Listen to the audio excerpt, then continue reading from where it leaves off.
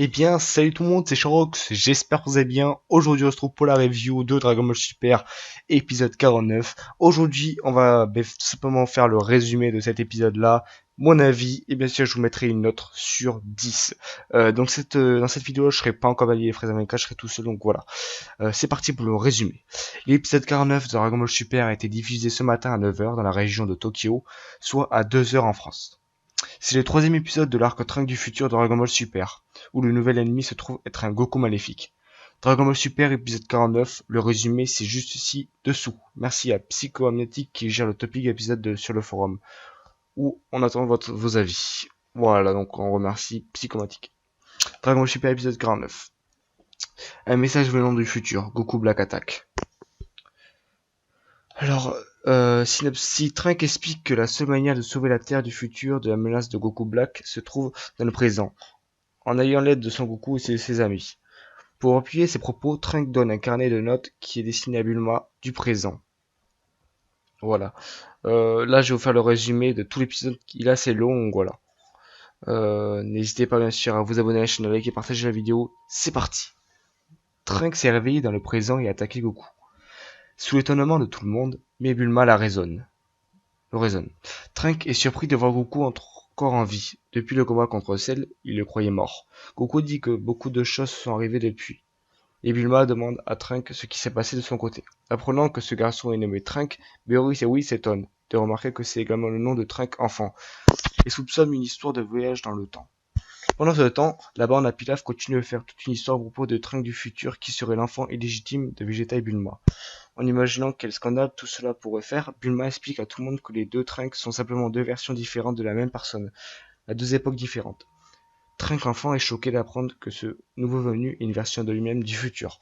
Tout le monde va devant la machine du temps et Bulma explique que c'est une grande invention. Trunks du futur rappelle qu'il est venu auparavant lorsque Trunks enfant n'était encore qu'un bébé. Whis qui peut en partie contrôler le temps est impressionné qu'un humain ait vraiment pu construire une telle machine, mais souligne que c'est un crime grave de voyager dans le passé ou dans le futur, ou même de manipuler le temps. Pendant ce temps, dans le futur, Goku Black continue de se poser des questions sur pourquoi il n'arrive pas à localiser Trunks. Il ne peut localiser son énergie nulle part sur la planète. Soudainement, la bague à son doigt provoque une réaction. La Time Ring, comme il l'appelle, génère alors un portail. Dans le présent, Whis explique que le temps est habituellement seulement censé circuler dans un seul sens.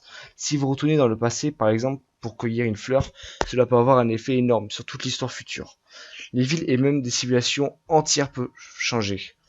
Et des planètes entières peuvent disparaître de l'univers. Voilà pourquoi voyager dans le temps est strictement réglementé, même parmi les dieux.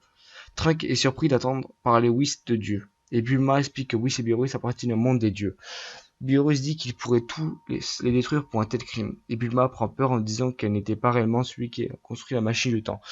C'était seulement la Bulma du futur. Beerus dit que ça ne fait pas trop de différence. Pendant ce temps, Trunks supplie désespérément Whis, mais Whis explique que Beerus est le dieu, pas lui, et justement un accompagnateur. Trunks supplie maintenant Beerus de le punir seulement lui et d'épargner sa mère, et Beerus accepte d'oublier l'infraction si elle lui trouve une nouvelle plat. Bulma lui sort des saucisses de poisson, ce qui satisfie Beerus et Whis. Pendant ce temps, Piccolo et Krillin ont terminé la récolte chez Goku. Chichi leur explique tout au sujet de la réapparition de la machine temporelle et de Trunks du futur, et il se précipite à Capscortion. Goten veut aussi y aller, mais Chichi est catégorique, il a besoin d'étudier pour son test. Alors, ce qui m'a fait rire à ce moment-là, c'est que tout simplement, il y a Chichi qui dit à Sangoten, tu dois étudier. Et Sangoten dit, oui, mais c'est pour la vie de la planète, de la Terre. Il dit, il faut, c'est quoi le plus important? C'est d'étudier, c'est pas la Terre. Du coup, en gros, que la Terre soit supprimée, elle s'en fout, quoi. Donc il faut qu'elle étudie, quoi. Donc en fait, elle se rend pas compte de quoi elle parle, en fait. À moins que ce soit une erreur, mais c'est un peu bizarre. Bref.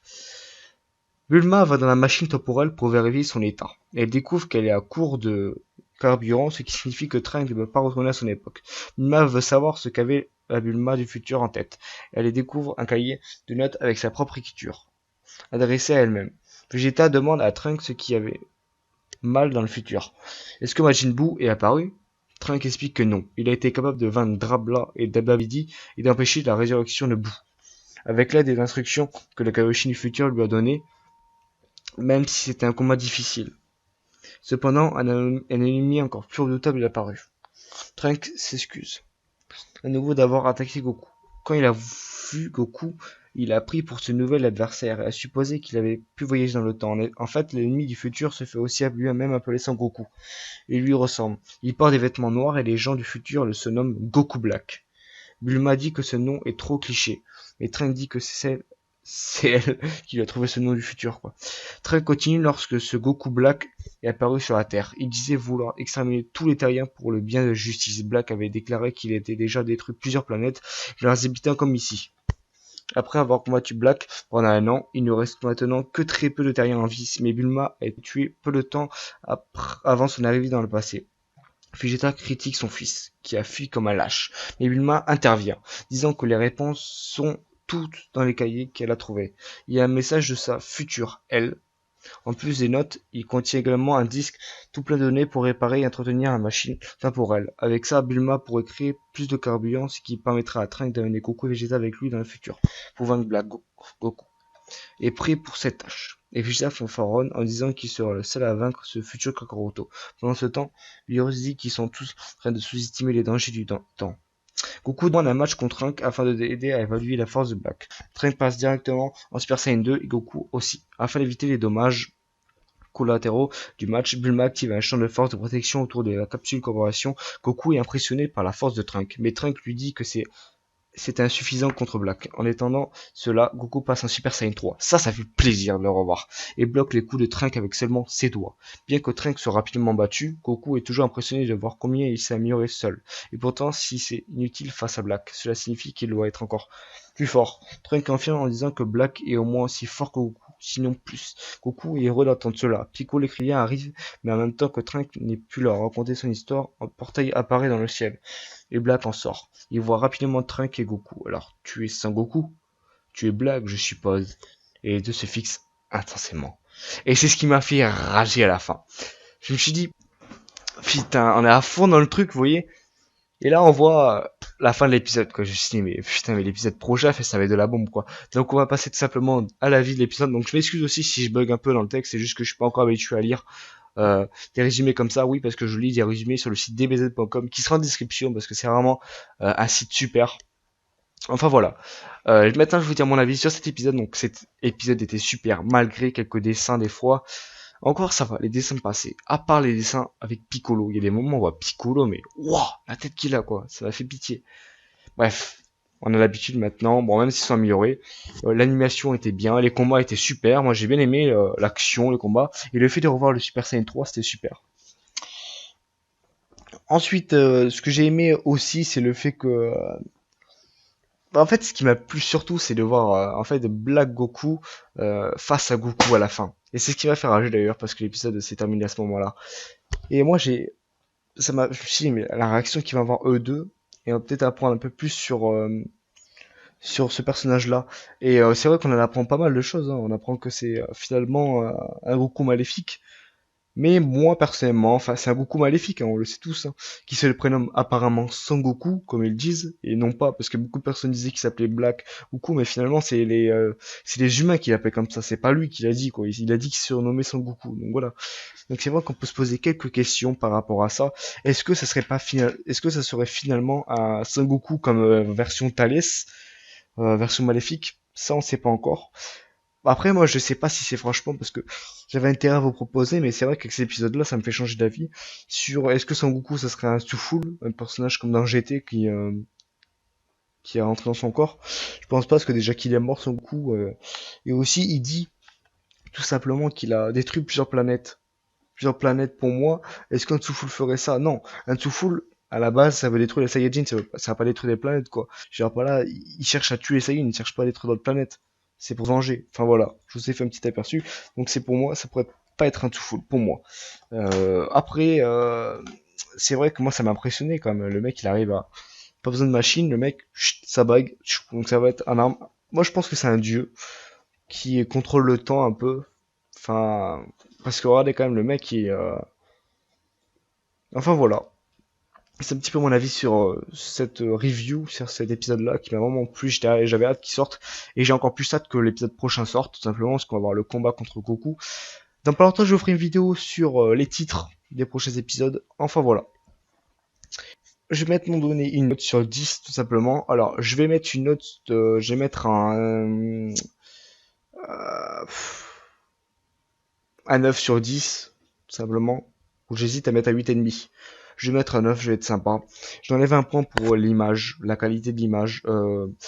Parce que en fait, ça m'a un peu énervé quand j'ai vu. C'est vrai que les dessins sont bien, à part à des moments où, par exemple, on voit Son Goku et Trunks qui se mettent à voler, tu sais, quand ils vont en l'air pour faire le combat, c'est un peu bizarre. Aussi, des fois, Trunks, il a une tête un peu bizarre, il y a des moments. Et le plus, c'est quand c'est Piccolo, je sais pas si à un moment vous voyez, la tête qu'il a, franchement, ça fait bizarre. Enfin voilà, j'enlève un point pour ça. Sinon, l'épisode en lui-même était super. Voilà, donc c'était tout pour la review. Donc j'ai mis une note, j'ai mis mon avis. Tout simplement, on va passer à la preview de l'épisode. À tout de suite. おっほら悟空、こいつがブラック。本当にほらそっくりだ。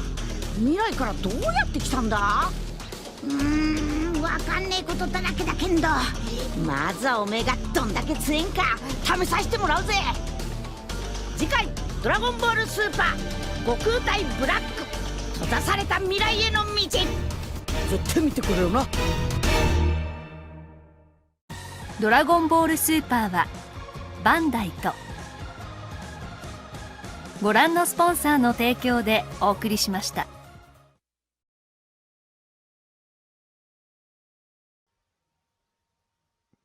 Re tout le monde. Alors, je sais pas ce que vous avez pensé de cette preview, mais ça annonce du lourd pour la suite. Simplement, là, je peux pas vous en dire plus parce que j'ai pas assez d'informations. On voit juste Son Goku qui combat Black Goku. On va voir un petit peu leur niveau. Peut-être que Black Goku nous cache une transformation. On sait pas. En tout cas, voilà. Donc, c'est vrai que dans la review, enfin la preview de l'épisode, excusez-moi, avec la preview de l'épisode 48. On pensait qu'en fait le combat qu'on va voir entre Son Goku et Trunks c'était quand Trunks il allait le combattre quand il était énervé quoi, mais en fait non. Donc du coup je pense que ouais, on va voir le combattre Black Goku et Goku. Et enfin voilà. Les gars, j'espère que vous aurez aimé la vidéo, elle était courte. J'espère que vous aimez mes reviews preview. Si vous voulez continuer les reviews preview, n'hésitez pas à commenter dans les commentaires, à me dire des conseils, etc. Likez, partagez la vidéo. Si vous n'êtes pas encore abonné, abonnez-vous. Ciao tout le monde les Saiyajins.